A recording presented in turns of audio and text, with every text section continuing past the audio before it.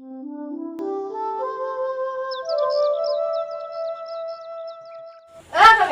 হল ইমান ভাও দুপৰীয়াখনলৈকে যে শুই আছ গা বেয়া নেকি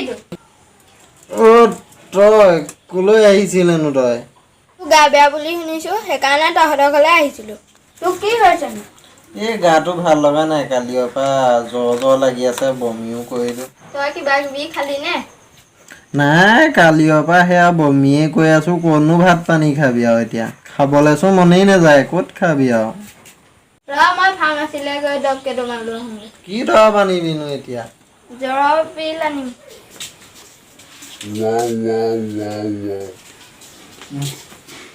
কি হৈছে তোৰ এই কালিৰ পৰা জ্বৰ বমিও হৈছে অলপ অলপ কি জ্বৰ হৈছে তোৰ অনাই বনাই ঘূৰি ফুৰিবলৈ হাক দিলে নুশুন সেইটো কাৰণেহে তোৰ জ্বৰ হৈছে মই যাওঁগৈ তই শুই থাক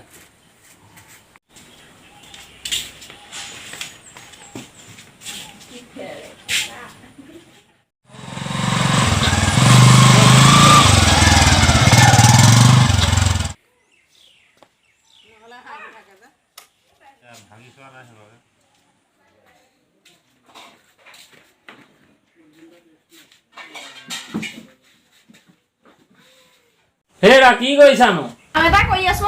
পিতাহঁতৰ ঘৰলৈ গৈছিলো পিতাই গা ভাল নহয় আপুনি মানে তাৰপৰা আহিলেগে বুঢ়াটো গা পৰা বেমাৰটো যদি আপোনাৰ গাত লাগি আহিছে এতিয়া যদি ছোৱালীজনী গাত লাগে কি হ'ব গা পা ধুইহে ভিতৰত সোমাব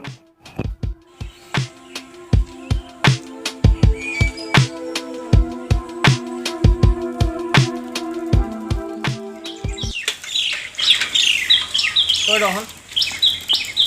ক'ত গৈছিলি ককা গা বেয়া দৰৱ কেইটামান আনিমগৈ এই বুঢ়াডালক ক'লে একোডাল নুশুনে বাহিৰত অনাই বনাই ঘূৰি ফুৰিব এতিয়া জ্বৰ হৈছে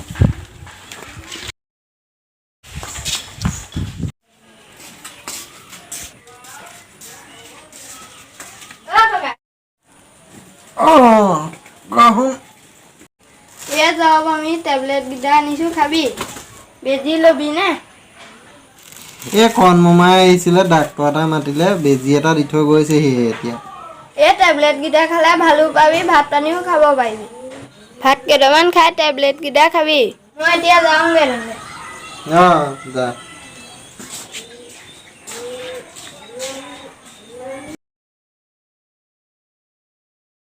বাহিৰত অনাই বনাই ঘূৰি ফুৰিবলৈ হাক দিলে নুশুন কি জ্বৰ হৈছে তোৰ